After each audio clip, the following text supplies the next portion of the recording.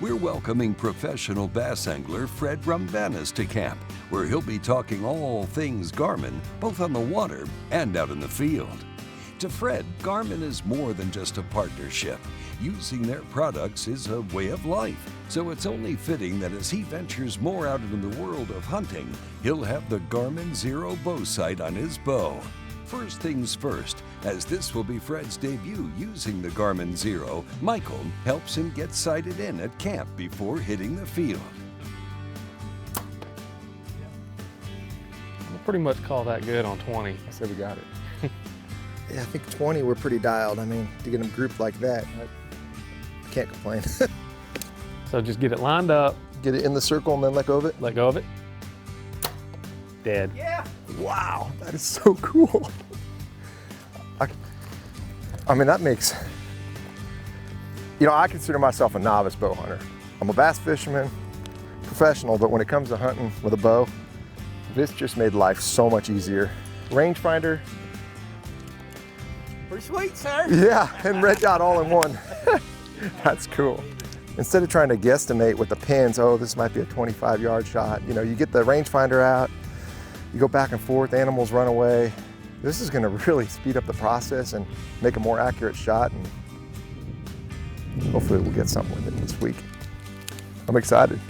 It looks like Fred's ready to put the Garmin Xero bow sight to the test. So we get out early in the morning, it's dark, and there is a critter in front of us, and I'm looking at it, I'm like, holy smokes, that's a porcupine. I have never seen a live porcupine in my life. And man, they walk goofy. I mean, he's just waddling over and he goes into a fence and it's almost like he got stuck and I wanted to push him through, but I know better than touch that thing. You got it, buddy. How cool is that? And then we're walking to the first blind and we look over and Kevin points out a red stag. You're seeing all kinds of stuff on the way out of the stand. We're starting a nature hike today. This is so cool. Okay, so there's two animals I've never seen before in real life. A red stag and a porcupine. We already made it to the stand. This is gonna be a fun day. Not long after Fred made the climb up into the famous killing tree, he was treated to even more wildlife sightings when bucks started flooding in from all directions.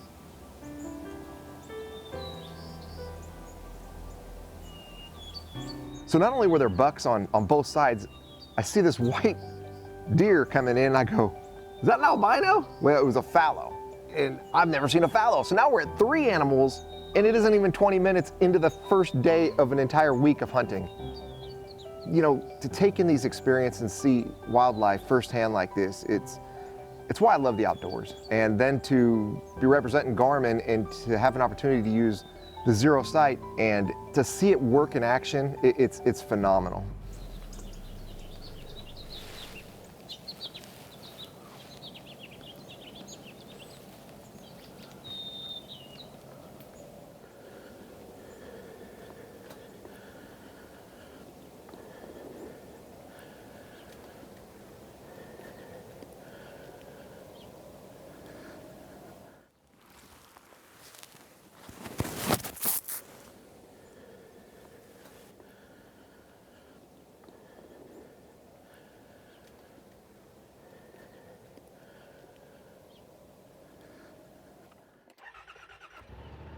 Well, he may have ended up busted on his first outing, but what an incredible way to start the day with a porcupine, a red stag, a fallow, and bunches of bucks.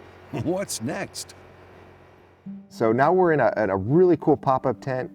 It's nested back into the brush, and within minutes, again, a herd of axes come in, does come in, and there were a ton of eyes on us.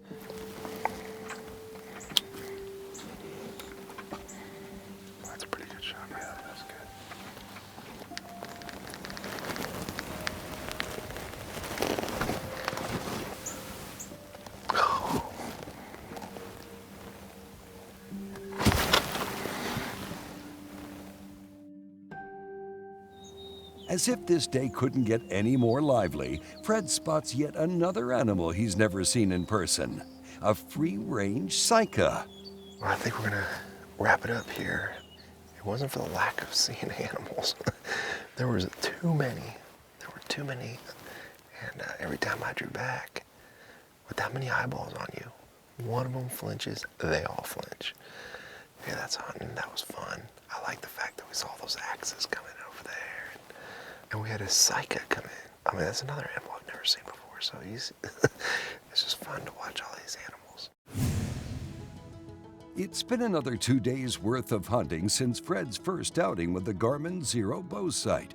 Although he's seen a lot of animals, covered a lot of ground, and sat in a bunch of different hunting locations from tree stands to pop-up blinds to tripods and box blinds, well, that one special deer still hasn't made an appearance. Let's take a break from the field and catch up with Fred on the water at Amistad Reservoir. If you're ever on Fred's bass boat, you'll quickly see how decked out it is with all things Garmin, from his trolling motor to his Garmin mapping units, and today he's showing us how he relies on Garmin electronics while he's fishing, specifically Garmin LiveScope, for finding and catching fish faster and easier than ever before. You know, I was pretty fortunate to get on the Garmin LiveScope bandwagon real early when it first came out. And it was almost one of those things I didn't want the rest of the world to know, because it gave me a serious competitive advantage. Now, of course, you know, guys have caught on and there's a lot of people running it. If you haven't run it, it's well worth the investment. It's gonna help you catch a lot more fish. And in the sport of fishing, you've got to have that edge to be successful.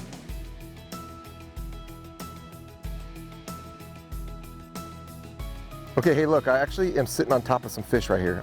I just dropped my drop shot going down, and you can see that fish right there is looking at it. You can see how they kind of chased it.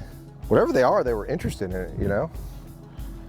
They're interested in the falling of whatever it was, but okay, look. Oop, that one chased it. All right, now we've seen the behavior of these fish, I'm gonna change up and try something that might actually catch them. So I'm gonna grab a bait, in my mind, that those fish will be able to react to. Blade bait. I have no idea what's going on down there except for what LiveScope has shared with me. So we're gonna try that, and then we might even try, secondly, an ice jig. Those two baits, by the way those fish were vertical going up and down on my drop shot, but weren't really hitting it, makes me believe they're probably not largemouth bass. They're probably striped bass. Something, I'm not even sure if they live here, but by the way they were chasing the weight, but not really eating the bait, something like that might get them to attack it. So I'm gonna try to drop down on these fish. Oh, they're right on top of one right now. I got one. That was pure LiveScope right there, guys. You know, looking at the attitude of the fish, I really have no idea what lives down here, but by the attitude of the fish on my drop shot, my first thought was these aren't largemouth, these are striped bass. When could you look at your sonar and call your shot like that? How cool was that? You know, we saw on LiveScope, we saw the fish go down on the drop shot, but they were looking more at the weight than the worm. Their attitude told me, hey, these aren't largemouth bass.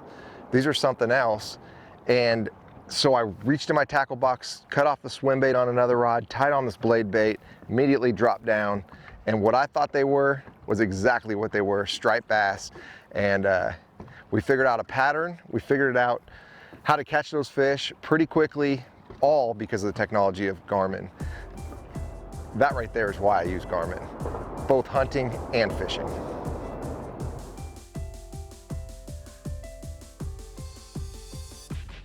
You know, to make a trip that we knew we were gonna come out here and do some filming and educate you on Garmin, but to catch fish in a short amount of time is exactly why I use Garmin. And we're gonna get back out and do a little hunting this afternoon and hopefully use the Xero sight on my bow and get a nice buck. So again, Garmin is more than Garmin in electronics, it's a lifestyle. After returning to camp from a fun morning of fishing, Wade informed Fred that he's been spotting a good buck near a box blind. Feeling eager to get back out to the field, Fred and Kevin hit the road with their sights set on tracking down this deer. All right, here we are. There's some big bucks on camera here. So we've had to wait all week to hit this spot because the first time we've had the south wind, the prevailing wind here in Texas, we've been kind of facing north winds all week, and it changes things up, just like bass fishing, you know. The wind dictates where to go, and in this situation, I think we're making the right call. We get out there, we get set up, and like clockwork, again, when Wade says something, it happens.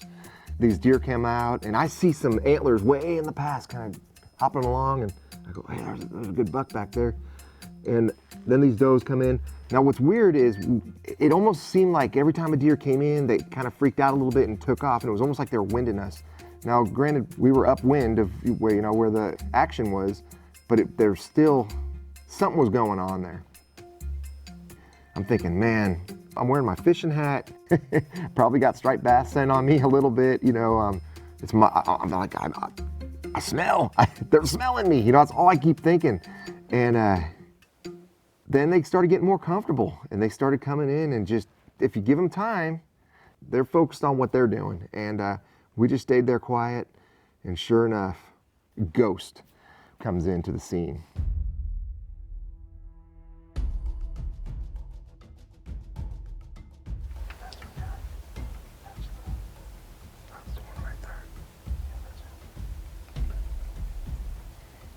It's got these antlers that literally cross over right at the tips. I mean, it's a massive deer. It dwarfed everything we saw all week. My heart starts racing. I mean, you know, that adrenaline's going. You're just like, oh. And it's kind of facing us for a long time, but it's not turning broadside. And I'm thinking, gosh, how much longer is this deer gonna possibly be here before it takes off? And then it turns broadside on me.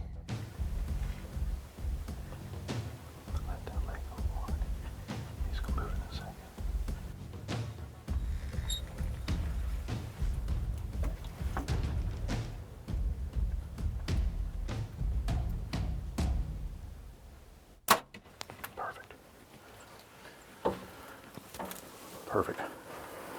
Looked like a good hit. Yeah, right there. That's zero sight. Green circle. Right down. Locked it in. She took that step forward. Dude.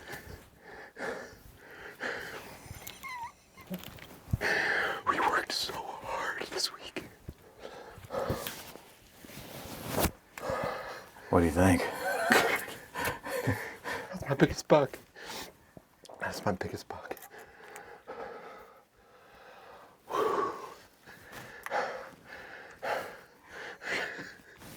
trusted fishing. I trusted hunting. Garmin. Oh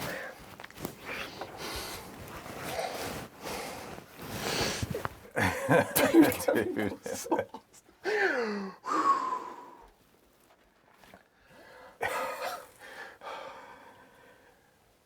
It looked like a good hit. It looked like perfect. I mean, from my point of view, it looked right where I aimed. It hit. I mean, I think we just got a big, big buck.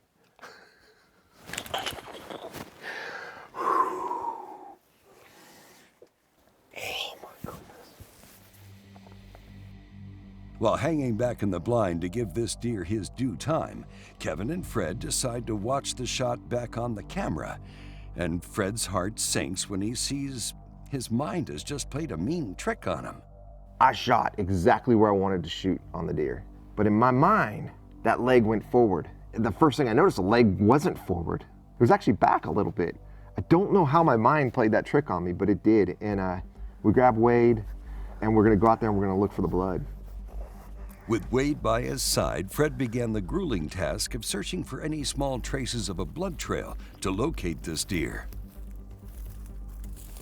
They searched and searched from sunset until night had fallen, when they finally spotted 2 fresh puddles of blood in the grass. He stopped right here. He stood there for a second. So he's not running to die. Yeah, but he stopped right here for a while. Is that a good sign? No. Fred, I think we need to go back. I mean, he's not bleeding enough he's not looking for a place to die yet. So if we keep pushing, there's a chance that we push him. Yeah. So my advice is, I mean, it's the hardest thing to do, but we just let him do what he's gonna do tonight, because this isn't enough.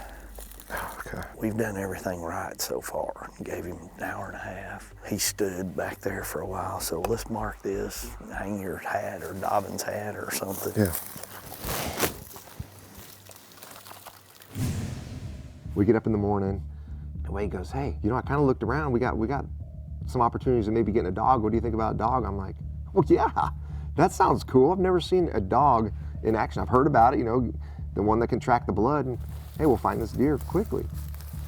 With 4 furry paws and a wet nose leading the charge, Fred and the team hastily follow the tracking dog as he leads them through the thick brush to find Fred's buck. Yeah, there's the last blood right there, see it? Get my hat back. That's the last blood we found right there. The dog runs around and it's tracking the blood, and it finds it and it runs up, and it took us to the last spot of blood that we could possibly find, and then kind of lost it. And they said, well, you know, this dog's young, maybe we'll go back and get our beagle. And I'm like, okay, you know, sweet. Let's I mean, I thought it did a pretty good job. They come back with the beagle, and it gets on that blood trail and does the same thing, gets excited, and it gets to the last drop of blood, and it's fatigued, it's tired, I mean, you know, it's starting to get hot now, and this isn't gonna happen right now. So, I mean, the one thing about me personally is I may not be the best fisherman in the world, I may not be the best hunter in the world, but the one thing I can tell you is I don't quit. I don't quit for nothing. And there was another opportunity with another dog, and I'm like, let's do it. Let's hire another dog. You know, every dog's got their strengths, you know. Let's see how this other dog handles the situation. After coming so close to finding Ghost with the first 2 dogs and coming up short, Fred is hoping this next dog will make the old adage of 3's a charm ring true. She guides them deep into the woods, and they anxiously follow her all the way up a new path to a creek crossing. We're following the dogs and went across this creek, and I'm gonna have to jump across. I think it's our only bet, so wish me luck on this. No problem. As the trail diminishes yet again and the hopes of finding the Ghost fade with the setting sun, it begs the question, where did this deer go? I'm really kind of lost for words right now because I felt like it was a clean shot. You know, the Xero, it shot exactly where I wanted to. However, my mind played a trick on me. It made me feel like that leg was forward, it was back, but it's still in an area where that deer should be down. We pretty much went sundown last night looking for it and beyond, and sun up to sundown today. And, you know, 3 dogs, I don't really know what else I could say. I mean, I've done everything I possibly can do. I'm not quitting. And that's one thing I can tell you right now. I'm not quitting. I'm gonna get me a big deer pretty soon. It was just a great experience this week. Got to use the Xero firsthand. And I can tell you guys that is absolutely an amazing piece of electronics that I think all bow hunters should have. Everything that I love to do seems to have Garmin fit right in, and it's helped me enjoy my outdoors so much more. Fred, you showed us what it means to be a dedicated outdoorsman and pulled out all the stops to find this deer. Unfortunately, as we've seen in the past, sometimes in hunting we can do everything right, use all the best equipment, and still, there's nothing that can tell us where the deer went. Is it still alive? Did coyotes get him? Or did we just not find where he died despite all these efforts? Well, thanks for hanging out with us and taking us on such a thrilling adventure. And we can't wait to have you back in camp again.